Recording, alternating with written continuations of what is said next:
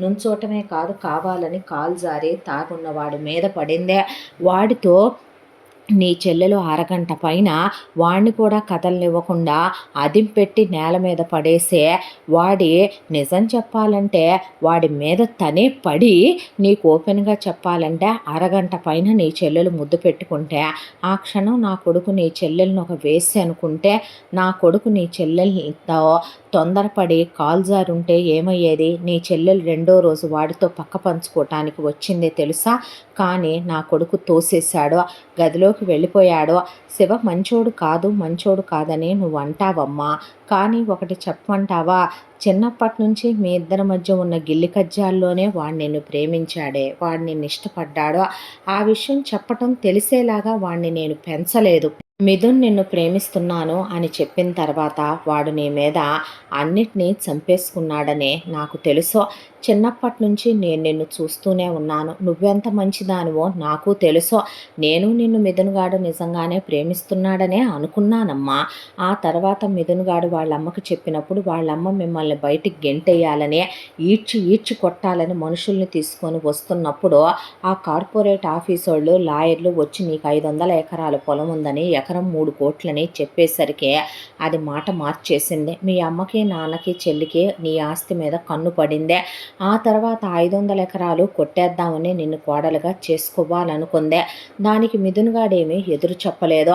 అప్పటిదాకా లేని నాలో పంతం పెరిగిపోయిందే. జీవితంలో అన్నిటినీ కోల్పోయాను నేను. నా బిడ్డలోనే చూసుకొని బ్రతుకుతున్నాను నేను. అలాంటిది కులం ఉండి, గోత్రం ఉండి, క్యారెక్టర్ ఉండి, డబ్బు ఉండి, అందం ఉండి, చదువు ఉండే అన్నీ ఉన్న నువ్వు కూడా దాని కొడుక్కేనా అనిపించేసావు ఆ క్షణం. దాంతోనే శివకి రాగానే చెప్పాను. నవ్వేసి ఊరుకున్నాడు. నేనే ఒట్టేయించుకున్నాను, నేనే మాట తీసుకున్నాను. నీతో పెళ్ళని వాడికి నేను ముందు చెప్పలేదమ్మా. నీ చెల్లెలతో నేను మాట ఖాయం చేసుకొని వచ్చింది కూడా శివకి తెలియదు. శివ అసలు దాన్ని ఏ రోజు ఇష్టపడింది లేదు. ఆ తరువాత నేనే ఇదంతా జరిగేలా చేసి నువ్వు నిలదీసి వెళ్ళినప్పుడు అప్పుడు అడిగాడు నన్ను. అప్పుడు నిన్ను చేసుకోమన్నప్పుడు కూడా వాడు నీ 500 ఎకరాల మీద వాడు కోరిక కలగలేదు, వాడికే ఆశ కలగలేదు. వాడికే నువ్వు వాడి దాని అవుతున్నావనే ఒక చిన్న ఆనందం వాడి కళ్ళల్లో కనిపించిందే. ఆ తరువాత నువ్వు వాడిని అర్థం చేసుకుంటావనే వాడు అనుకున్నాడు. ఆ తరువాత మీ పెళ్ళి జరిగిపోయిందమ్మా. జరిగిపోయాక మీ ఇద్దరూ కీచులాడుకుంటూ కొట్టుకుంటూ గొడవాడుకున్నారు. కానీ గట్టిగా 24 గంటలు పట్టలేదే వాడు నిన్ను చిన్నప్పటి నుంచి ప్రేమించాననే. అది నా కొడుకుతో పడక పంచుకోవటానికి కూడా వచ్చిన నీ చెల్లెలు అన్నీ దాసేసి అది పతివ్రతలాగా అన్ని విషయాల్ని పక్కన పెట్టి వాడు పతివ్రత పురుషుల్లాగా వాళ్ళిద్దరూ బాగానే క్లోజ్ అయ్యి వాళ్ళిద్దరూ బాగానే సంసారాలు చేసుకుంటున్నారు. అంతా దాంట్లో నీ 500 ఎకరాల మీద వాడమ్మ కన్ను పోలేదు. నువ్వు 200 ఎకరాలు మీ అమ్మా నాన్నకు పెడితే అవి మీ అమ్మా నాన్నతో అది మీ చెల్లెలకే పెట్టించుద్దే. ఇంకో 200 ఎకరాలు నువ్వు దానికే రాస్తావో. నేను అలా జరగకూడదు అనుకున్నాను. ఆ డబ్బులు మాకే దక్కాలనుకున్నాను నిజమే. కానీ ఈరోజు నాకు ఆలోచన లేదమ్మా. నువ్వు వాడు బాగుంటే చాలు. నువ్వు పెట్టేయాలనుకుంటే మీ వాళ్ళకి పెట్టేసుకో, అది నీ సొమ్ము. ఇప్పటికే పాపభారాలు మోస్తూనే ఉన్నాం, ఇంకా మొయ్యాలని నాకు లేదు. తెలివితేటలు వాడి శివని అది క్వారీల్లోనో లేదంటే రియల్ ఎస్టేట్ దందాల్లోనో ఉంటాడు కాబట్టి ఎవరో ఒకళ్ళు పైకి పంపిస్తే ఆస్తి అంతా వాళ్ళు వేసుకోవచ్చని తెలివిగా సేఫ్ సైడ్ దాని కొడుక్కి ఇళ్ళు, పొలాలు, స్థలాలు, మిల్సు, క్యాషు అప్పచెప్పేలా చేసింది మీ మామయ్యనే. ఏదైతే హార్డ్గా ఉంటుందో అక్కడ మాత్రం క్వారీలో, రియల్ ఎస్టేట్స్లో, మాల్స్లో, కాంప్లెక్స్ల దగ్గర, క్యాష్ హ్యాండిల్ చేసే దగ్గర ఇవన్నీ చూసుకోవటం దగ్గర మిగిలిపోయాడు శివే లేకపోతే గనక ఈరోజు ఈ ఆస్తి ఇంత పెరుగుండేదా? శివే లేకపోతే గనక మీ మామయ్య ఇంత సాధించి ఉండేవాడంటావా? చెప్పు. ఇది పాపమో తప్పో నాకు తెలియదమ్మా. వాడు నీ భర్త, నువ్వు వాడి భార్యవే. మీ ఇద్దరూ సంతోషంగా ఉండాలి, పిల్లల్ని కనాలి. అందుకోసం నువ్వేం చేయమంటావో వాడికి చెప్పు, నాకు చెప్పు. అంతేకాని మీ ఇద్దరూ దూరంగా ఉండొద్దు. నీ చెల్లెలు మహాపతివ్రతనే నువ్వు కల్లో కూడా అనుకోకు. నువ్వు చాలాసార్లు అన్నావు నీ చెల్లెలు అమాయకురాలని, నీ చెల్లెలు నోట్లో వేలు పెడితే కొరకలేదని, నీ చెల్లెలు పిచ్చిదని. నువ్వు అనుకునేంత పిచ్చిది అది కాదు. నువ్వు అనుకునేంత అమాయకులు మీ అమ్మ, నాన్న కాదమ్మా. నీకొక విషయం చెప్పమంటావా? శివకి కోపం ఎక్కువ. అది నిజమే. కానీ వాడు నిన్ను చిన్నప్పటి నుంచి కోపం అనే దాంతోనే ప్రేమిస్తున్నాడు. వాడు మీ ఇద్దరూ ఘర్షణలు పడుతున్నారు అనుకునే వాడు నిన్ను తెలియకుండానే వాడి దాని వనేసుకున్నాడు. వీడు మీ ఇద్దరి మధ్యలోకి వస్తాడని వాడు అనుకోలేదు. అమ్మగా నేను చేసింది తప్పే. స్వార్థంతోనే, నీ రూపాయి కావాలనే, నిజంగా నిన్ను వాడికిచ్చి చెయ్యాలనే పంతంతోనే దాని మీద గెలవాలని ఆ రోజు చేశాను. కానీ ఈరోజు అలాంటివేవీ లేవు. ఉండాలి అనుకుంటే వాడితో ఉండు. లేదు అనుకుంటే నువ్వు వెళ్ళిపోవాలనుకున్నా నేను అడ్డు చెప్పను. నేను ఆడదాన్ని. నాలో కూడా అమ్మ మనసుందే. ఎప్పుడు ఎవరితో చెప్పని మాట, జీవితంలో ఇక ముందు చెప్పాల్సిన అవసరం రాని మాట, క్షమించవే నన్ను అనేసరికి ఆవిడ వైపు అలా చూస్తూ ఉండిపోయిందే. ఆ తర్వాత దుర్గని ముందు మా పేరు మీద ఆస్తి పెట్టు అంటే, ఏ ఆస్తి అమ్మా పెట్టేదే? నేను ఇప్పుడు ఏ ఆస్తి గురించి ఆలోచించే సిచ్యువేషన్లో లేను. నువ్వు ఏమీ అనుకోకపోతే పద్దపద్దాక వచ్చి నన్ను విసిగించొద్దు. సరే, ఓ 1,00,000 రూపాయలు ఇవ్వు. కుదరదమ్మా. నీకు నాన్నకి ఇక నుంచి ఖర్చులకి నెలకు 30,000 రూపాయలు ఇస్తాను. ఇష్టమైతే తీసుకోండి, లేకపోతే మానేయండి అనేసింది దుర్గ. ఆ తర్వాత రాణి 200 ఎకరాలు పెట్టవే అంటే, నేను ఆస్తి పెడితేనే నా చెల్లెల్ని చేసుకుంటాననో ఏలుకుంటాననో నీ కొడుకు అన్నాడా? నీతో చెప్పాడా? అయినా ఇప్పుడు నేను నా బతుకేంటనేదే అర్థం కాక ఆలోచనలో ఉన్నాను. పద్దాక ఆస్తి ఆస్తి అంటే ఇంకోసారి ఊడుకోను. అసలు ఇంకోసారి నా ముందు మీరు ఆ విషయాలు ఎత్తకుండా ఉంటేనే మంచిది అందే. అక్క అంటే ఏంటే అనేసరికి, అది కాదు, నువ్వు నీ పని చూసుకుంటావా అనేసి దుర్గా అక్కడి నుంచి వచ్చేసిందే. ఇదివరకు ఎప్పుడూ లేదు. దుర్గా అలా మాట్లాడటం చూస్తున్న శివకి, పద్మావతికి కూడా ఆశ్చర్యంగా అనిపించింది. అంతేనేమో, మేకైనా గొర్రెైనా కసాయివాడినే ఒక స్టేజ్ వరకే నమ్ముద్దేమో, వాడు కసాయివాడని తెలిసిన తర్వాత నమ్మదేమో. ఆ తర్వాత శివ చాలా జాగ్రత్తగా చూసుకుంటూ దుర్గ కంప్లీట్గా కోలుకుంది అని చెప్పిన తర్వాత పొట్ట మీద చెయ్యేసి చూసి, గీత ఉండిపోయింది కదో అన్నాక, కొన్ని గీతలు జీవితాంతం మనం తప్పుడు పనులు ఇంకోసారి చేయకుండా మనని అడ్డుకోవటానికే గుర్తులుగా ఉంటేనే మంచిదిలే అన్న తర్వాత ఆ రోజు నుంచే శివ, రా మనిద్దరం కూడా కలిసే కూర్చొని తిందామని దుర్గ చేయి పట్టుకొని తీసుకెళ్ళి డైనింగ్ టేబుల్ దగ్గర కూర్చుంటే, తినవే అని ప్లేట్లో పెట్టి, తిను నువ్వు కూడాను అని నోట్లో పెట్టబోతే, నేను తింటానులే, ఏ నేను పెట్టకూడదా ఏంటి నీకు, లే అని ఆ అమ్మాయి నోట్లో ఇంతింత పెద్ద పెద్ద ముద్దలు పెట్టబోతే అటే చూసేసరికి ముద్ద సైజు తగ్గి తగ్గి తగ్గి ఇంతకన్నా చిన్నపిల్లలు కూడా ఎక్కువే తింటారేమో అనేసరికి మొరటోడ అంటే చిన్న ముద్దలు పెట్టడం మొదలుపెట్టాడు ఆ అమ్మాయికి. బయటికి వెళ్దాం రావే అంటే, నేను రాను. ఏ 24 గంటలు అశోకవనంలో సీతమ్మలాగా ఏడే కూర్చొని ఉంటావా ఏమే? నేనేమి రావణాసురుణ్ణి కాదు, రాముణ్ణేలే కానీ పద వెళ్దాం. నువ్వు రాముడివా? రాముడు నువ్వు ఇదిగో అన్నీ ఎత్తొద్దు.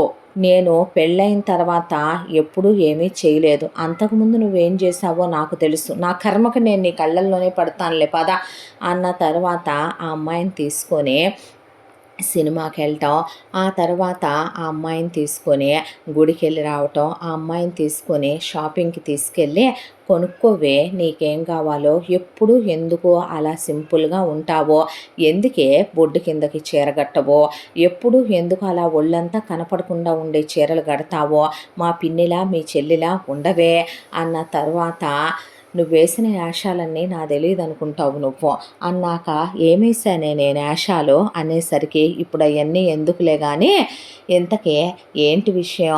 ఏం లేదు కొనుక్కోవే అంటే, నాకు ఇలాంటివేమీ నచ్చవు, నాకు ఇలాంటివేమీ వద్దులే పద వెళ్దాం అందే. అది కాదే అంటే, అమ్మ అదేమన్నా కొనుక్కోమంటే కొనుక్కోనందే అంటే, నువ్వు కొనలేకపోయానంటావు అనేసరికి, సరే నేనే తెస్తా ఉండని వెళ్ళి షాప్లో ఒక చీర తీసుకొచ్చాడు. చీర తీసుకొచ్చి పువ్వులు తీసుకొచ్చాడు, గాజులు తీసుకొచ్చాడు. ఆ అమ్మాయికి ఇగో తీసుకోవే అని ఇచ్చాడు.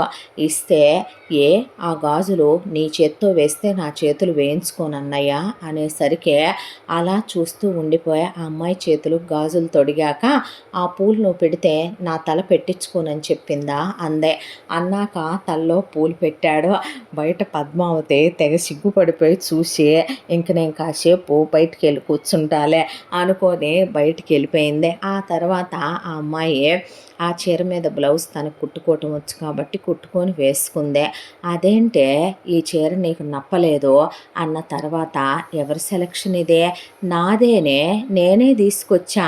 ఎప్పుడైనా అమ్మని తీసుకొని వెళ్తాను కదా, మన సిటీలోనే పెద్ద షాప్ ఉంది కదా, ఆ షాప్లోనే అమ్మాయి నాయి బట్టలు కొనేది. నీ సెలక్షన్ ఇప్పుడు ఇలాగే ఏడుస్తుందని నాకు తెలుసుగా.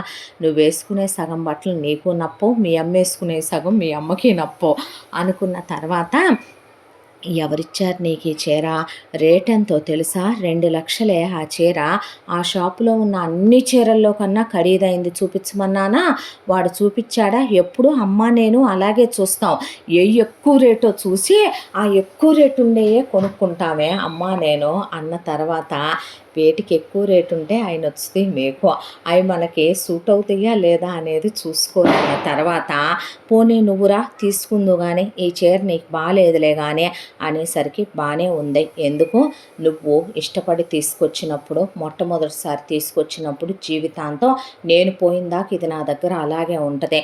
షో నీకు ఏదొచ్చినా తట్టుకోలేం పదా అని ఆ అమ్మాయిని తీసుకొని వెళ్ళాడు. రేయ్ ఏం చీర చూపించావురా నువ్వు మొన్న? మా ఆవిడ ఫోటో కూడా చూపించాను, దానికి అసలు ఆ చీర సెట్ అవ్వలేదు నా పెళ్ళానికి అనేసరికి నువ్వు ఏటి నుంచి ఎలా వచ్చావు బట్టల షాప్కి? అసలు బట్టల గురించి తెలిసే వచ్చావా? మేడం సార్ అన్నిటికన్నా రేట్ ఎక్కువ ఉండేది ఇమ్మంటారు. ఎప్పుడు వచ్చినా సార్ బట్టలు పెద్ద మేడం గారి బట్టలు అలాగే తీసుకుంటారు అనేసరికి ఆ అమ్మాయి రేటు గురించి చూడకుండా తనకు నచ్చినవి తీసుకుంటూ ఇది ఎలా ఉంది చెప్పు అని అడిగింది. ఎవరికి ఇది అంటే అత్తమ్మకి అనేసరికి ఎవరికి అన్నాడు. అత్తమ్మకి అందే. అన్న తర్వాత ఏమో అది కట్టుకునే చీరలో నాకేం తెలీదు, నువ్వే తీసుకో అంటే ఆవిడకు డజన్ చీరలు తీసుకుందే. ఆ తర్వాత నీ బట్టలు తీసుకుందాం పద అన్న తర్వాత నాకెందుకే ఉన్నాయిగా అన్నాడు. ఉన్నాయిలే పదవయ్యా అన్న తర్వాత ఆ అమ్మాయి తీసుకుంటుంటే వేసుకొని రాపో ట్రైలు అందే. అవన్నీ ట్రైలు వేసుకోవటం అంటే ఆ గుట్ట గుట్ట నా వల్ల అవుద్ది అంటే అనేసరికి మగాడినన్నావు, కండలు తిరిగినాయి అన్నావు, కసరత్తులు చేస్తున్నానన్నావు, మనుషుల మీద పడి కొడతావు, ఏ ఆ మాత్రం బట్టలు కూడా వేసుకోలేవేంటి? ఎందుకు వేసుకోలేను, వేసుకుంటా అన్నీ వెళ్ళి వేసుకొని వచ్చాడు. ఆ అమ్మాయి నచ్చనవన్నీ అవతల పడేసి నచ్చినవన్నీ ఒక 20 జతల దాకా ప్యాక్ చేయించి ఇప్పుడు వెళ్దాం పద అని షూసు, గ్లాసెస్, బెల్ట్లు ఆ అమ్మాయి అన్నీ తీసుకుంటుంటే ఎందుకే ఇవన్నీ? ఎందుకేంటి నువ్వు మనిషివి కాదా, నువ్వు వేసుకోవా? ఎందుకు ఎప్పుడు అలా ఉంటావో? ఆ లోపల బన్నీలు వాటిపైన షర్ట్లు వేసుకోవటం, ఆ షర్ట్లు బట్టన్లు తీసేసి గుండాగాళ్ళ తిరగటం నువ్వు వేసుకోవా ఏంటి? బ్లేజర్లు అయ్యే ఏ సూటు బూట్లు వేసుకోవటానికి మిగతా వాళ్ళు పుట్టారా అనేపాటికి నవ్వేసి ఊరుకున్నాడు. ఆ తర్వాత ఇంటికి వచ్చాక అమ్మ నీ కోసం ఇది చీరలు తీసుకుందే. నాకెందుకమ్మా అంటే నాకెందుకేంటి, నువ్వు కట్టుకునే సగం చీరలు నీకు నప్పవు, తీసుకో నేనే బ్లౌజులు కుడతాను నీకు. అది కాదే అడవకో అని అనగానే భలే ఉన్నాయి రా చీరలు, అదే తీసుకుందే. ఇయ్యేంది నా కోసం తీసుకుందరే అన్నాక వేసుకొని చూపించు చూసుకుంటుంది అన్నాక అలా చూసి పద్మావతి నా కొడుకే అనేసరికి దొరబాబులాగా ఉంచాలి అనుకుంటే సరిపోదు, ఉంచి చూసుకోవాలి, ఎవరి కోసం సంపాదించుకునేదంతా అనేసరికి నిజంగానే దొరబాబులాగే ఉన్నావురా అన్న తర్వాత సర్లే అని దిష్టి తీయాలని పనమ్మాయిని వెళ్ళి తీసుకురాపో అనేసరికి తెచ్చానమ్మా అన్నాక దిష్టి తీయత్తయ్య అన్నాక దిష్టి తీసిందే. తీసిన తర్వాత నువ్వు కూడా రావే ఇద్దరికి కలిపి తీస్తాను అని అలా ఇద్దరు ఫ్రెండ్లీగా ఉంటూ ఇద్దరు స్నేహంగా కూర్చొని కలిసి తింటూ బయటికి వెళ్ళొస్తూ ఇద్దరూ కలిసి పూజ గదిలో కూర్చొని అమ్మాయి పూజ చేస్తే పక్కన బొట్టు పెడితే పక్కూరి గుడికి వెళ్ళొస్తూ ఇలా ఇద్దరు షాపింగులకి, సినిమాలకి, డిన్నర్లకి, లంచ్లకి వెళ్ళొస్తూ ఇద్దరూ క్లోజ్ అవటం చూసి పద్మావతి మనసు నిండిపోయి అప్పుడే శివకి దుర్గకి, కళకి, మిథున్‌కి పెళ్ళై 1 ఇయర్ అయిపోయింది. వాళ్ళు ఫస్ట్ యానివర్సరీ సెలబ్రేషన్స్ ఆల్రెడీ ముందు రోజు అర్ధరాత్రే వాళ్ళు కేక్ కట్ చేసుకొని, సెకండ్ డేకి వాళ్ళు ఎక్కడికో ట్రిప్ ప్లాన్ చేసుకొని వాళ్ళు పొద్దున్నే వెళ్ళిపోయారు. శివ మాత్రం దుర్గకి గుర్తుంటదేమో అనుకున్నాడు కానీ తనకే గుర్తుంది. దుర్గ మర్చిపోయింది. తన కోసమని వెళ్ళి ఒక diamond necklace, ear rings, bangles set తీసుకున్నాడు.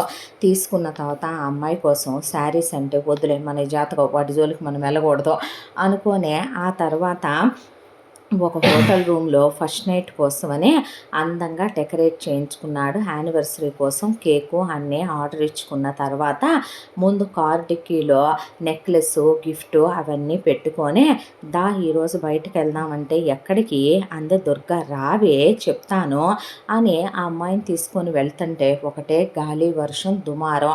వద్దు నువ్వు ఇప్పుడు ఈ వర్షంలో ఎక్కడికి డ్రైవ్ చేసేదే అది కాదు వద్దంటున్నానా మధ్యలో అడ్డం వస్తుంది వద్దు పద వెళ్దాం అనేసరికి వెనక్కి తిరిగి నా దరిద్రమే అంత నాకు ఫస్ట్ నైట్ గండం ఏదో ఉన్నట్టుంది దీంతో ఎదవ దరిద్రం అని వెనక్కి తిరిగి వచ్చిన తర్వాత ఆ నెక్లెస్ ఆ అమ్మాయికి ఇచ్చి చూడు ఎలా ఉందో అన్నాడు. అంటే చూసి చాలా బాగుంది ఏంటి విశేషం హ్యాపీ యానివర్సరీ అన్నాక అవునా యానివర్సరీయా అప్పుడే సంవత్సరం అయిపోయింది మర్చిపోయాను గుర్తే లేదు ఈ టెన్షన్స్లో పడి నీకు గుర్తుందా అన్నాక నేను కొన్ని అనుకునే మర్చిపోన్లే అబ్బో అన్న తర్వాత కానీ తీసుకొచ్చిన నెక్లెస్ పెళ్ళాం మెళ్ళో పెట్టాలని గాజులు పెళ్ళాం చేతికేయాలని మాత్రం మర్చిపోతావు కదూ అన్న తర్వాత నన్ను వందే అనే నెక్లెస్ ఆ అమ్మాయి మెడలో పెట్టాడు. పెట్టిన తర్వాత నెక్లెస్ పెట్టాక ముద్దు పెట్టాలని కూడా తెలియని మొగుడిని చేసుకున్నానన్నమాట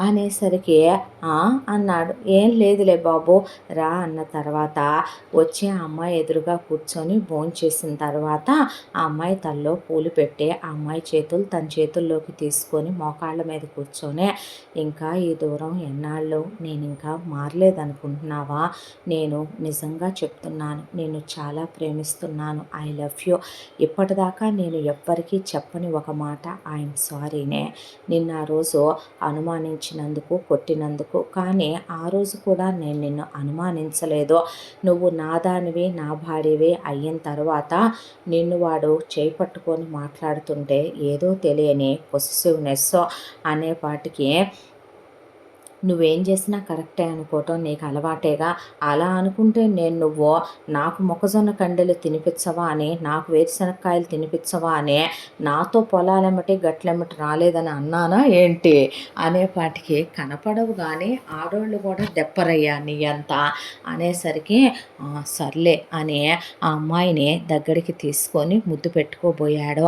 శివ నిన్నొకటి అడగనా అంది. ఏంటే అడుగు నువ్వు అడిగితే నేనేమివ్వను ఈ అన్యాయాలు ఈ అరాచకాలు ఈ అక్రమాలు ఇంకా ఆపేసేవా నువ్వు మారటం అంటే ఈ మార్పు నా వరకు ఉండేది కాకూడదు ఎంతమంది బయటికి వెళితే మన అంతం చేయటానికి చూస్తున్నారో తెలుసా అవన్నీ పాపాలు అన్యాయాలు అక్రమాలు అవేవి మనకొద్దు నువ్వు ల్యాండ్ మాఫియాలు మానేసే రియల్ ఎస్టేట్ చెయ్యాలి అనుకుంటే గనక ధర్మంగా ల్యాండ్ను కొని రియల్ ఎస్టేట్ చెయ్యే క్వారీ ఎటు లైసెన్స్డ్ క్వారీయే కాకపోతే ఆ క్వారీలోకి చిన్నపిల్లల్ని రానివ్వద్దు వాళ్ళ బాల్యాన్ని చిదివేయకూడదు చైల్డ్ లేబర్తో పని చేయించుకోవటం పాపం నువ్వు అక్కడికి ఎంప్లాయీస్ని పెట్టుకో రోజుకి ఎంతో అంతే వాళ్ళ జీతం ఇవ్వు ధర్మంగానే నడిపించు రౌడీయిజం గుండాయిజం మానేసే నీ దగ్గర ఉన్న రౌడీలందరికీ కూడా భార్య బిడ్డలు ఉంటారు ఒక జీవితం ఉంటుంది వాళ్ళకంటూ నిన్ను నమ్ముకొని ఉన్నప్పుడు ఒక మంచి లైఫ్ ఇవ్వలేవా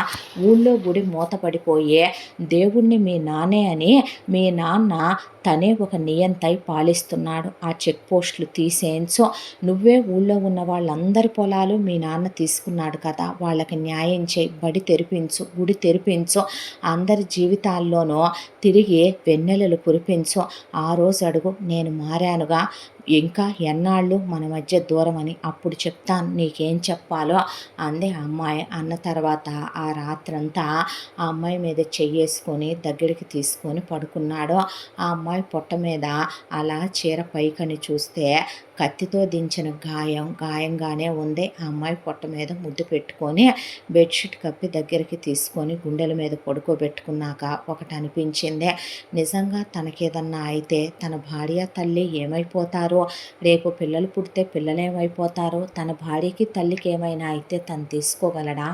అసలు తను అడిగిన దాంట్లో న్యాయమే కదా ఉందే.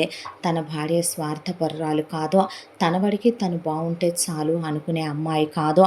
దాంతోనే వాళ్ళ అమ్మ దగ్గరికి లేచి వెళ్ళి ఇలా అడిగింది దుర్గా అని చెప్తే, మానే నాన్న, అది అడిగినట్టే చెయ్యి, ఎందుకురా పాపాలు వద్దయ్యా, రేపొద్దున రాబోయే తరాల్ని దేవుడు చల్లగా చూడాలి. దీనికి ఏం చెయ్యాలో నేను రేపొద్దునే వేస్తాను అంకురార్పణగా. అది నన్ను అత్తమ్మ అని పిలిచిందిరా, నాలో అమ్మని చూసుకుంటుంది. నేను ఆడబతికేగా బతకాలి, నేను ఆడపుట్టకేగా పుట్టాను, ఇక నుంచి మృగాల నుంచి మనం మనుషులుగా మారదామయ్యా అని చెప్పి తెల్లాడి కావాలనే వినపడేలాగా రాణికి, ఒరై శివ, మీ నాన్న ఆస్తి ఎటు ఎవరికి పెట్టలే కానీ ఏదో ఒక రోజు అది నీకు వచ్చేదేలే కానీ ఆ తర్వాత ఎన్నాళ్ళ నుంచి ఏలినోళ్ళు ఏలారుగా, తర్వాత గెంటవతలు పడేస్తే సరిపోద్దులే అని ఏమెరగనట్టు ఈవిడ మాట్లాడుతుంటే అక్కడే రంజిత్ హాల్లో కూర్చుంటే రాణి గబా పరిగెత్తుకుంటూ వచ్చి, ఏమయ్యా నువ్వు పిల్లలకి పెళ్ళిళ్ళు అయిపోయినాయిగా, ఎవరాస్తులు వాళ్ళకి పెట్టవా ఏంటి అనేపాటికి ఇప్పుడు కంగారేం వచ్చిందంటే ఆమెకేం భయం పుడుతుందో అంది పద్మావతి. భయమే అనుకో, ఇప్పుడు ఏం పోయిందే, నువ్వు మాకు పెట్టాల్సిందేదో మాకు, వాళ్ళ పెట్టాల్సిందేదో వాళ్ళకి పెట్టేరాదేంది అని లాయర్కి ఫోన్ చేసి అప్పటికప్పుడు లాయర్ని పిలిపించిన తర్వాత, నా కొడుక్కి నువ్వు పాపాలు, అన్యాయాలు, అక్రమాలు అంటే అస్సలు నువ్వు పెట్టడానికి వీల్లేదు. నా కొడుకు కోసం నువ్వు ఇల్లు, అలాగే పొలాలు, ఈ ఉండేటటువంటి ఇల్లు, స్థలాలు, మిల్లులు, మిగతా ఉన్న క్యాష్ అంతా చెరిసగం, బంగారం అంతా చెరిసగం ఇవ్వు. నీ పెద్ద కొడుక్కి నువ్వు ఆ క్వారీలు, ఆ రియల్ ఎస్టేట్లు, ఆ మాల్స్, ఆ కాంప్లెక్స్లో ఉన్న క్యాష్లో సగం, బంగారంలో వెండిలో సగం పడేసుకో. ఈ ఇంట్లో నీ పెద్ద కొడుక్కే వాటా వద్దు అన్న తర్వాత, ఎన్నో పాపాలు మోసిన ఈ ఇల్లు మనకొద్దులే అమ్మా అన్నాడు శివ. అన్న తర్వాత పద్మావతి కూడా ఏం మాట్లాడలేదు. తర్వాత రెండో పెళ్ళాం చెప్పినట్టుగానే చిన్న కొడుక్కి సేఫ్ సైడ్న ఉండేటటువంటి ప్రాపర్టీసు, శివకి అన్నీ క్వారీలు అవి రాయటం మొదలుపెట్టాడు. ఇక అక్కడే ఉన్న రంజిత్ ఎవరాస్తి ఎవరికి పంచుతున్నారో ఏంటో, ఎవరిది ఎవరికి వెళుతుందో ఏంటో అనేపాటికే రంజిత్ అలా చూస్తే, అంటే ఏంటమ్మాయి నువ్వు అనేదే అనేసరికి, ఒకప్పుడు ఇది మా తాతదే, ఇప్పుడు నీది, నువ్వు పెట్టడానికి మళ్ళీ దాంట్లో మంచి చెడులు నువ్వు ఎంచటం ఒకటే. అక్క అనేపాటికి కొడితే చెప్పు తెగిపోయి పళ్ళు రాలిపోయి 32 పళ్ళు ఊడి కింద పడతాయి. నువ్వు ఎంతలో ఉండాలో అంతలో ఉండు, నువ్వెవత్తవే నన్నక్క అని నియంత్రించటానికి అనేపాటికి ఉలిక్కి పడింది కళ. నువ్వు మరి 200 ఎకరాలు నీ చెల్లెలకి ఇవ్వను, మా తాతయ్య అదే నాకు పెట్టాడు, ఇప్పుడు తెగేసి చెప్తున్నాను, 200 ఎకరాలు కాదు కదా, 2 ఎకరాలు కూడా ఎవరికి పెట్టే ప్రశ్నే లేదు అనేసింది దుర్గా. మరి మాకు అన్నారు. అక్కడే సాక్షి సంతకాలు పెట్టడానికి వచ్చిన దామిని దివాకర్, సిగ్గు, శరం, మానం, అభిమానం, చీము, నెత్తురు ఉంటే అవుట్ హౌస్ ఉంది కదా, అందులో పడుండి నెలకు 30,000 పడేస్తానన్నాను కదా, తిని అక్కడే పడి సావండి, మళ్ళీ నన్ను పొలాలు డబ్బులు అడిగితే మర్యాదగా ఉండదు అనేస్తే విస్తుపోయే అమ్మాయినా అన్నట్టు చూస్తూ ఉండిపోయారు. ఆ తర్వాత పెట్టిందే తీసుకున్నాడు శివ. తీసుకున్న తర్వాత వాళ్ళు తీసేసుకున్నారు మిథున్ వాళ్ళు. ఆ తర్వాత శివ ముందు ఊళ్ళో వాళ్ళందరినీ పిలవమనమని చెప్పాడు తన దగ్గర ఉన్న మనుషులతో. అందరినీ సమావేశపరిచిన తర్వాత, ఎందుకురా వీళ్ళందరూ, ఏం చేయబోతున్నావంటే, నువ్వు మూసుకుంటావా నాన్న అనేసరికి, అదేంట్రా అంటే, నేనేం చేయబోతున్నానో ఇంకా నువ్వు చూడు, నువ్వు రిటైర్ అయిపోయావు కదా, ఎవరిది వాళ్ళకి పెట్టేశావు కదా, నేనేం చేస్తే ఇప్పుడు నీకెందుకు అనేసరికి, అంటే ఏం చేస్తున్నావు అంది రాణి. నీకెందుకు, ఎవరిని దిళ్ళే సొత్తి ఎవరికి నాటు మందులు పెట్టి పైకి పంపి ఎవరాస్తి నేను కొట్టేయట్లేదులే, మూస్తావా ఇంకా అని ఊళ్ళో వాళ్ళందరితో, మీకు ఇంటి వల్ల అన్యాయం ఏం జరిగిందో, అక్రమం ఏం జరిగిందో నాకు తెలియదు, కానీ ప్రతి ఒక్కళ్ళకి 5-5 ఎకరాలు పొలం, మీరు ఉండేటటువంటి ఇల్లు మీకే చెందేలాగా రాసిన డాక్యుమెంట్లవే. అవన్నీ ఈ ఊళ్ళో ఉన్న ప్రతి గడప వచ్చి తీసుకొని వెళ్ళండి. మగాళ్ళు ఇక నుంచి వ్యవసాయం చేసి తీరాలి. ఆడవాళ్ళు ఇంటి పట్టునే ఉంటూ ఇంటికి 2 ఆవులు 2 గేదెలు ఇప్పిస్తున్నాను, మీరు పాడి చేసుకోండి అని చెప్పాడు. చెప్పిన తర్వాత ఎటు వాళ్ళు అటు సంతోషపడి తీసుకొని వెళ్ళిపోయాక శివ తీసుకున్న నిర్ణయం రంజిత్ అహం మీద కొట్టినట్టు అనిపించింది. వెళ్ళి ముందు ఊరి చివరున్న చెక్ పోస్ట్ ఎత్తి అవతల పడేయండి అని చెప్పిన తర్వాత స్కూల్ అంతా వెళ్ళి చూస్తే పాడుపడిపోయింది. ఆ స్కూల్ అంతా బాగు చేయించి రంగులేయించే పిల్లలకి టీచర్లు వచ్చారు. ఆ ఊరికి మినిస్టర్తో మాట్లాడిన తర్వాత రోడ్లు వేయించాడు, వాటర్ ట్యాంకులు కట్టించాడు. ఆ తర్వాత అందరికీ అంతకుముందు కట్టించి ఉన్న ఇళ్ళు వాళ్ళకే రాసిచ్చాడు. మినిస్టర్తో స్కూల్ ఓపెన్ చేయించితే మినిస్టర్ కూడా ఆనందపడిపోయాడు. మన పేరు మీద వీడు బాగు చేస్తున్నాడులే పిల్లాడు ఊరు అని. పిల్లలందరూ స్కూల్కి వెళ్ళటం మొదలుపెట్టి ఇక నుంచి పిల్లలు ఎవరు క్వారీలకు రారు, ఇక నుంచి క్వారీలకి కూలీలుగా ఎవరు రావాలనుకున్నా రండి, యూనిఫామ్లో రండి, వచ్చే రోజుకు 1000 రూపాయలు మీ కూలీ తీసుకొని వెళ్ళండి అని చెప్పి అకౌంట్ డిపార్ట్మెంట్లో ఇక నుంచి రోజు ఎంట్రీలో ఎవరెవరు వస్తారో నేమ్స్ ఎంటర్ చేసి వాళ్ళ ఏ రోజు కూలీ ఆ రోజు ఇచ్చి పంపించేయండి అన్నాక ఊళ్ళో వాళ్ళ నాన్న పెట్టించిన గవర్నమెంట్ వాళ్ళది ఒక్కటి తప్ప మిగతా వైన్ షాపులు మొత్తం తీసేయించాడు.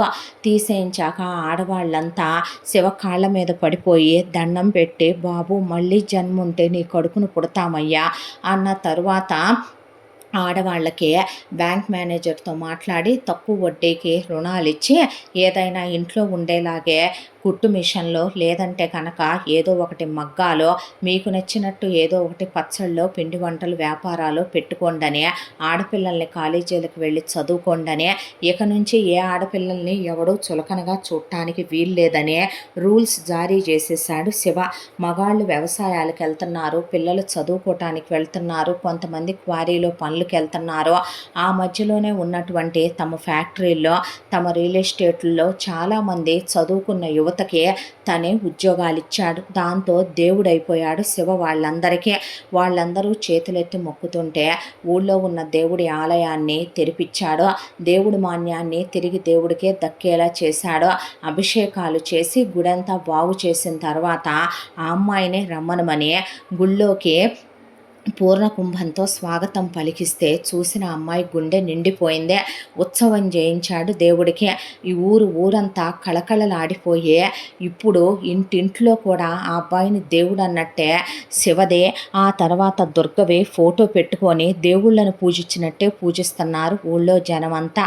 శివ అదంతా చూస్తుంటే, దుర్గా చూసావా, ఇది నిజమైన ఆనందం, ఇది నిజమైన సంతోషం, ఇది నిజమైన మార్పు అంటే ఇంకా అవలేదు అని రియల్ ఎస్టేట్లో తను అంతకుముందు తీసుకున్న ల్యాండ్ మాఫియా తాలూకా అవన్నీ కూడా వాళ్ళ ఇళ్ళకి వెళ్ళి సారీ చెప్పి డబ్బులు ఇచ్చేసి వచ్చాడు. ఆ తర్వాత ఏ గొడవలు లేనటువంటి ల్యాండ్లు తీసుకొని రియల్ ఎస్టేట్లు స్టార్ట్ చేశాడు. మాల్స్, కాంప్లెక్స్లో అలాగే ధర్మంగా నడిచేలాగా చేశాడు. తన దగ్గర పనిచేసే 100 మంది రౌడీల్లో కూడా 90 మందిని క్వారీల్లో మంచి మంచి పోస్టుల్లో వాళ్ళకు ఉద్యోగాలు ఇచ్చి ఇక నుంచి భార్యాబిడ్డలతో సంతోషంగా బ్రతకమని, వాళ్ళకి ఇల్లు కట్టించిచ్చే, వాళ్ళ పిల్లల్ని స్కూళ్ళకు పంపమని, నెల జీతాలకి ఉద్యోగాలు చేసుకుండ్రా అని ఒక్క 10 మంది నమ్మకస్తులైన కుర్రాళ్ళను మాత్రం తన కింద ఉంచుకున్నాడు. వ్యాపార పరంగా తనకు అవసరం కాబట్టే. మినిస్టర్ కూడా అమ్మో శివబాబు ఎంత గొప్పోడు అయిపోయావు నా బంగారు కొండో అని వచ్చి శివని తెగ మెచ్చుకొని వెళ్ళాక అప్పటికే వీళ్ళకి 2nd యానివర్సరీ కూడా రాబోతోంది. ఇంకొక గట్టిగా 2 నెలల్లో మొగుడు మారాడనే ఆనందానికి అవధుల్లాక ఇద్దరికి ఫస్ట్ నైట్ చేసుకుందాము అని ఇక మనసులో అనిపించిన శివ బయట పడలేదు. కానీ ఈసారి దుర్గే మొగుడు దగ్గరికి వచ్చి మొగుడే భుజం మీద అలా పడుకొని నువ్వు ఫ్రీగానే ఉన్నావా అని అడిగితే ఏమే అన్నాడు. అంటే అబ్బో చెప్పు అందే. 1 నెల రోజులు కొంచెం బిజీగా ఉన్నాను, తర్వాత ఫ్రీ అయిపోతావా అంది. అయిపోతాను అన్నాడు. సరేలే అని చెప్పి హనీమూన్కి దేశ విదేశాలకి టికెట్లు బుక్ చేసుకున్నాక మొగుడు మారాడని, మొగుడు మీద అంతకుముందు ఉన్న పాపాల నేడేది పడకూడదని, తనకు పుట్టబోయే బిడ్డలు చల్లగా పుట్టాలని, తన అత్తిళ్ళు చల్లగా ఉండాలని ఆ అమ్మాయి ఏ గుడైతే ఓపెన్ చేశారో ఆ గుళ్ళోనే హోమం చేయించాలనుకొని అడిగితే హోమం సాయంత్రం నుంచి తెల్లవారిన దాకా 8 గంటల నుంచి 12 గంటల వరకే పట్టొచ్చమ్మా అంటే అలాగేనని వచ్చి శివకి చెప్పిందే. అలాగేనన్నాక పద్మావతి నేను వస్తా పదమ్మా అని రెడీ అయ్యి వెళ్తుంటే శివుడు పులిగోరు గొలిసేసుకోయ్యా కడియం వేసుకోరా అన్నాక ఎలా ఉన్నాడే నా కొడుకు దొరబాబులాగే ఉన్నాళ్లే అన్నాక ఫార్మల్ హెయిర్ కట్లో ట్రిమ్మింగ్ బియర్డ్లో నిజంగా దొరబాబులాగానే ఉన్నాడు శివ. ఆ తర్వాత వీళ్ళు వెళ్ళి భార్యాభర్తలు హోమంలో కూర్చుంటే ఆవిడ అక్కడే నా వంశం చల్లగా ఉండాలయ్యా, నా బిడ్డలు చల్లగా ఉండాలని దండం పెట్టుకొని కూర్చుందే. ఆ తర్వాత ఈలోపు ఇక్కడ రంజిత్ పగతో రగిలిపోతూ వాడేంటో వాడిష్టం వచ్చినట్టు వాడు ఆ పనులు చేయటం ఏంటో, జనాలకు పొలాలు పంచటం ఏంటో, ఆ మందు షాపులు ఎత్తేంచటం ఏంటో ఇదంతా నువ్వు నిర్మించుకొచ్చావో, నీ కోడలును నీ పెళ్ళాము కలిసి మొత్తం ఇలా చేసుకొచ్చారో అని చెప్తూ రాణి ఎక్కేయడం మొదలుపెట్టింది రంజిత్కే. ఆ తర్వాత ఒకవైపున ఇంట్లో ఇంకో సంఘటన జరిగింది కరెక్ట్గా అదే టైంకి. స్నానం చేసి వచ్చి వార్డ్రోబ్లో బట్టలు తీసుకుంటున్న మిథున్కి అనుకోకుండా కళ వార్డ్రోబ్ ఓపెన్ చేసి ఉండేసరికి క్లోజ్ చేద్దామంటే ఏదో పట్టేసినట్టుగా అనిపించి వార్డ్రోబ్ ఓపెన్ చేసి శారీస్ లాగి పైకి పెడదామనే లోపల నుంచి ఒక చిన్న పాకెట్ బుక్ లాంటిది కింద పడిందే. చూస్తే దానిలో కళ తన కళలన్నీ చెక్కుకున్న బుక్ అదే. తనకి వయసు వచ్చిన దగ్గర నుంచి, పమిటేసిన దగ్గర నుంచి తనకి శివ అంటే ఇష్టమని, శివని లవ్ చేశానని, శివ కండలు తిరిగిన శరీరం అంటే ఇష్టమని, శివ వేరే అమ్మాయిలతో వెళ్ళేటప్పుడు తను శివనే ఫాలో అవుతూ వెళ్ళానని, ఆడవాళ్ళని సుఖపెట్టడంలో తను సుఖపడటంలో శివ దిట్ట అని, అలాంటి మగాడితో ఒకరోజు గడిపినా చాలని, శివ స్మోక్ చేసే స్టైల్ అంటే ఇష్టం, డ్రింక్ చేసే స్టైల్ అంటే ఇష్టం, శివ హీరోలాగా ఉంటాడు, శివ మ్యాన్లీగా ఉంటాడు, శివ హీరోయిస్టిక్ మెటీరియలు, శివ అసలు అలా హార్ష్గా ఉన్న శివ మీసం గడ్డం చూసి పులకిచ్చిపోతానని అంతా బాగానే ఉండి లాస్ట్కి వచ్చేపాటి ఫస్ట్ కిస్ అయిపోయింది శివతో. ఆ తర్వాత క్లోజ్ అవుదామని చాలా ట్రై చేశాను, నా శరీరంలో అణువణువు అతని స్పర్శ కోసం తప్పించిపోతుందని అందులో రాసుకొని ఉంచిందే. అవన్నీ చదివినటువంటి మిథున్కి కోపం కట్టలు తెంచుకొని దిగులతో గుండె బరువెక్కిపోయి చిన్నప్పటి నుంచి క్లాస్మేట్ అయ్యుండి పరిచయం అయ్యుండి తను ప్రేమిస్తున్నానన్న టచ్ కూడా చేయనివ్వలేదు దుర్గ తన్నే. అలాంటిదే ఇది వాడితో క్లోజ్ అయిపోదాం అనుకుంది, ఇదే వాడిని మీద పడి లిప్ లాక్ పెట్టుకొని వచ్చింది. ఆ విషయం దాచి పతివ్రతలాగా తనతో క్లోజ్ అవుతుంది. ఇది దీని స్లీవ్లెస్ బ్లౌజులు, దీని బాడీ పాలిషింగులు, ఇది మెయింటైన్ చేయటము, దీనికి ఒంటి మీద పమిట నిలవకపోవటము, ఇది దీని లెవెలు ఎంత పెరిగిపోయింది అనుకుంటూ ఉండగానే నేను షాపింగ్కి వెళ్తున్నాను అని మెసేజ్ వచ్చింది. చూస్తే కరెక్ట్గా అదే టైంకి BMW కార్లో హ్యాండ్ బ్యాగులు తీసుకొని ఇన్ని డబ్బులు కట్లేసుకొని షాపింగ్కి వెళ్ళిపోయింది కళ. దీనికి ఎంత బలిసిపోయిందంటే మొగుడుతో చెప్పాలనే ఇది కూడా లేకుండా మెసేజ్ పెట్టే లెక్కకు వచ్చిందనమాట ఇదే. అని ఒకవైపున కూర్చొని బాటిల్ పెట్టుకొని తాగటం మొదలుపెట్టాడు మిథును. తాగటం మొదలుపెట్టే వాడికేమో పరపరాగ సంపర్కం చెందని క్యారెక్టర్ ఉన్న, డబ్బున్న, అందమైన, కులం ఉన్న, చదువుకున్న దుర్గ వాడికి పెళ్ళామా, నాకేమో ఈ క్యారెక్టర్ లెస్దే వాడు యూస్ చేసేసిన ఇది నాకు పెళ్ళామా, నా బాబుని వాడమ్మ యూస్ చేశాక మా అమ్మ సెకండ్ హ్యాండ్ దయింది, మళ్ళీ వీడి పెదాలనే అది ముద్దు పెట్టుకున్న తర్వాత ఇంకా వీళ్ళిద్దరి మధ్య ఏమేమి జరిగి ఉంటాయి, వీడిని మళ్ళీ ఇది ఇప్పటికీ కూడా తలుచుకుంటుందా, దూరం పెట్టిందా అనే ఆలోచనలో పడిపోయాడు మిథున్. ఈలోపు అక్కడ హోమం జరుగుతూ ఉండగా బయటికి షాపింగ్కి వెళ్ళిన కళ వెంట కొంతమంది రౌడీలు పడి కళని చంపేద్దామనే దాంతోనే, రేప్ చేద్దామనే దాంతోనే వెంట పడ్డారు. కళ అట్టహాసాలు చూసే కళ పెద్దగా ఒంటి మీద బట్టలు సరిగ్గా వాడదుగా, దాంతో ఇక ఆ విషయాన్నే చూసినటువంటి ఎవరో ఇంట్లో వీళ్ళకి వాళ్ళకి ఫోన్ చేస్తే వీళ్ళు ఫోన్ ఎత్తలేదు. తాగుతూ మిథును, పెళ్ళాంతో కులుకుతూ రంజిత్తో, పద్మావతి హోమంలో ఉంది కాబట్టి ఫోన్ చేస్తే ఆపకుండా చేస్తుంది ఎవరా అని శివ ఎత్తేపాటికి మీ మరదల్ని ఎవరో ఇక్కడ గేల్ చేస్తున్నారనేపాటికి క్వారీకి ఫోన్ చేద్దామంటే క్వారీ నుంచి వాళ్ళు వచ్చేసరికి టైం పట్టుద్ది. ఈ దరిద్రపది ఇంట్లో ఉండకుండా ఇప్పుడు ఎందుకు వెళ్ళింది అని ఎంతైనా ఆడదనే దాంతో ఆ అబ్బాయి ఇప్పుడే వస్తానురా అని బయలుదేరితే అది కాదు ఇప్పుడే వచ్చేస్తానుగా అని దుర్గకి చెప్పి కాపాడదామని వెళ్ళాడు శివ. శివను చూసి శివ తుక్కుగా తన్నేపాటికి వాళ్ళు పారిపోయారు. పారిపోయిన తర్వాత మూసుకొని వచ్చి కాడెక్కువ తీసుకెళ్ళి కొంప దగ్గర పడేస్తాను, నీకేం కాళ్ళు చేతులు సరిగ్గా ఉండవా ఏంటే, వచ్చేదానివి వాడిని నీ మొగుడిని తీసుకొని రావచ్చుగా షాపింగ్కి, నీ అత్తేమైంది, నీ మామేమయ్యాడో, ఒక్కదాని ఊడి మీద వేళాపాళ లేకుండా బలాదూరు తిరక్కపోతే అది కాదు అంటే నా పక్కన కాదు వెనకాల ఎక్కువ చెప్పు తీసుకు కొడతా అన్నాడు శివ. వెనకాలే ఎక్కి కూర్చున్నాక మా అక్క నువ్వు హ్యాపీగానే ఉంటున్నారా, నీకు అనవసరమైన విషయాలు ఇంకొకసారి నువ్వు కలగజేసుకున్న పర్సనల్ విషయాలు మాట్లాడావనుకో ఇప్పుడు దేంతో కొడతానన్నాను చెప్పుతో ఇక్కడే దింపేసి ఆ ఎదవలకి నిన్నప్పచెప్పి వెళ్ళిపోతా అనేసరికి వద్దులే అని అన్నీ మర్చిపోయి నువ్వైతే వాడితో బాగానే ఉన్నావు కదా, నాకు నీ మీద అసలు ఎలాంటి ఇంట్రెస్టు లేదో, మూసుకొని అన్నీ కప్పుకొని కూర్చోవాను వెనకమాల అన్న తర్వాత అలా వెనకాలే కూర్చుంది కళ. కూర్చున్నాక కొంత దూరం వెళ్ళేపాటికి కర్మకి చెట్టు కూలి రోడ్డుకు అడ్డం పడిపోయిందే. వెనక నుంచి తిరిగి వెళ్ళటం అయ్యే పని కాదు. నీ దరిద్రం ఏంటో నా ప్రాణానికని దుర్గెదురు చూస్తుందేమోనని ఫోన్ చేద్దామని ఫోన్ చేతిలో తీసుకుంటే ఫోన్ ఛార్జ్ అయిపోయింది, చూసుకోలేదో. చీచి నా బతుకు అని అలా కూర్చుండిపోయే. నడిచి వెళ్ళటానికా అసలు అయ్యే పని కాదు, ఎవరికన్నా ఫోన్ చేయటానికా అయ్యే పని కాదు. వెధవ గోల నీతో నాకు వెధవ దరిద్రం అని తిడుతూనే ఉంటే అలా కాసేపు ఏడ్చి ఆకలవుతుందని తన దగ్గర ఉన్న స్నాక్స్ తినేసి వెనకాల సీట్లో పడుకుండిపోయింది కళ.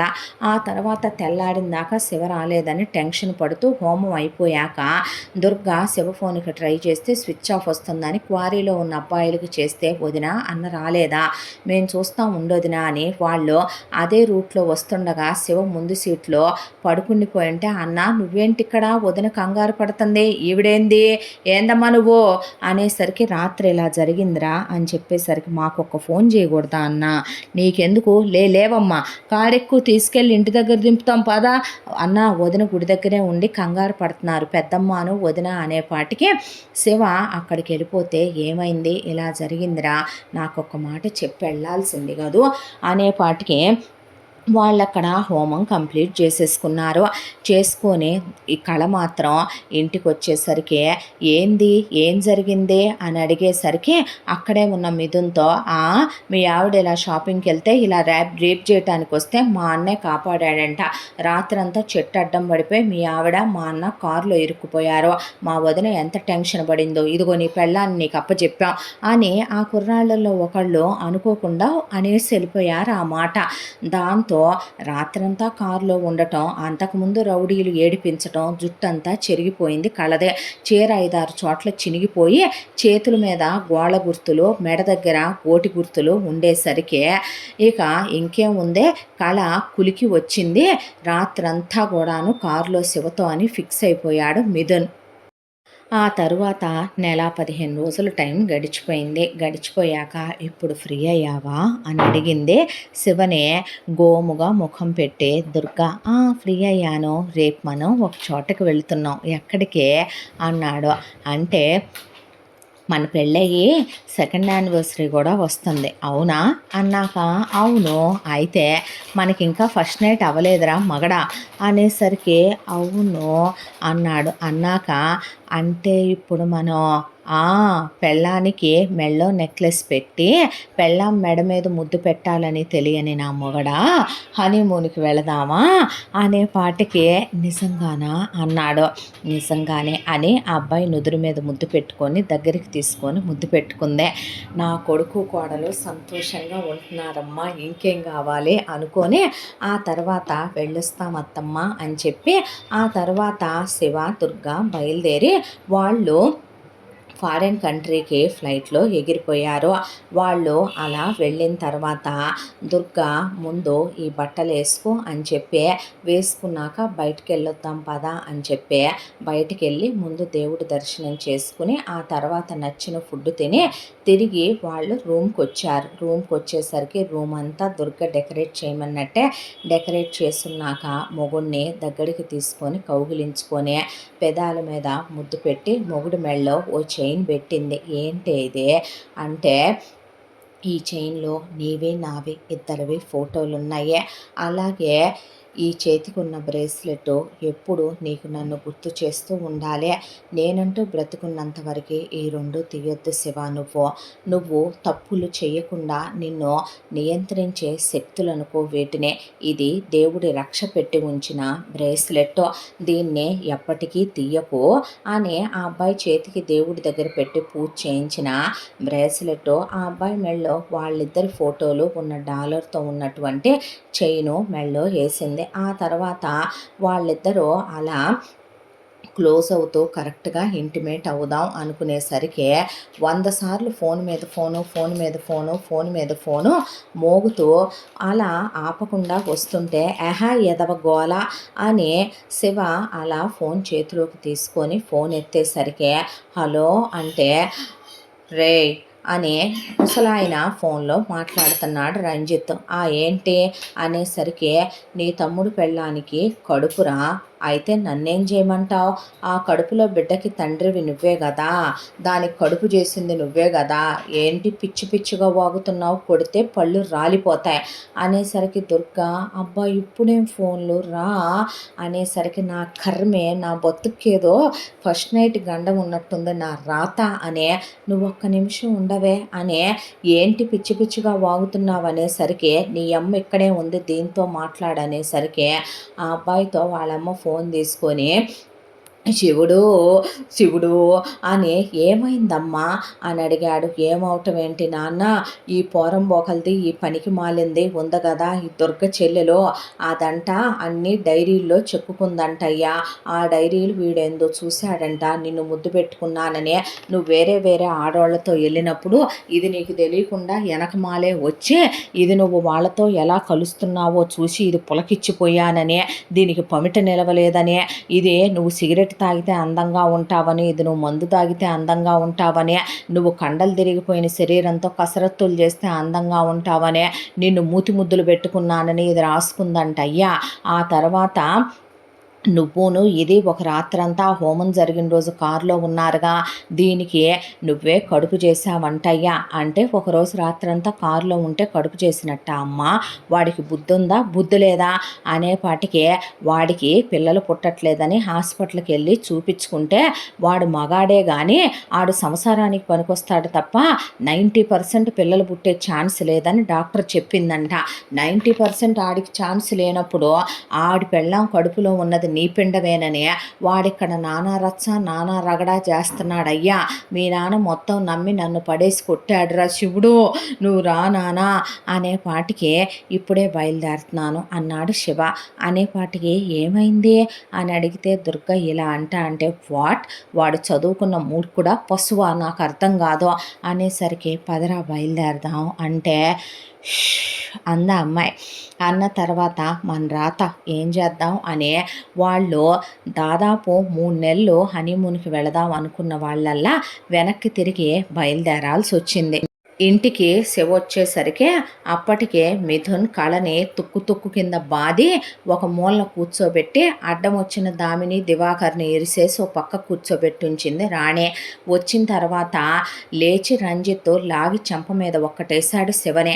వేసేపాటికి నన్ను కొడతావేంటి, వావి వరసలు తెలియని ఎదవా, ఏం చేశావురా, ఇది చిన్నప్పటి నుంచి నీ మీద మోజుబడిందంటగా, పిచ్చిగా వాగితే చెప్పు తీసుకు కొడతా, తండ్రివని కూడా చూడను, నేనెప్పుడు దాన్ని అసలు ఆ దృష్టితో చూడలేదో, చూడకుండానే రాత్రంతా దాంతో ఉన్నావేంట్రా అని మిథున్ అడిగేసరికి, ఒరేయ్ అలా అనుకుంటే దుర్గతో నువ్వు కూడా చిన్నప్పటి నుంచి చాలా క్లోజ్గా ఉండేవాడివే, నేనుండేవాడినే, తనైతే ఎప్పుడూ నన్ను టచ్ కూడా చేయనివ్వలేదు కదరా, కానీ ఈ బజార్ది నీ మీద పడి నిన్ను లిప్ లాకులు పెట్టిందన్నది అబద్ధమని నువ్వు దుర్గ మీద ఒట్టేసి చెప్పు అనేసరికి, దుర్గ మీద ఒట్టేయమనేసరికి అలా నిలబడిపోయాడు శివ.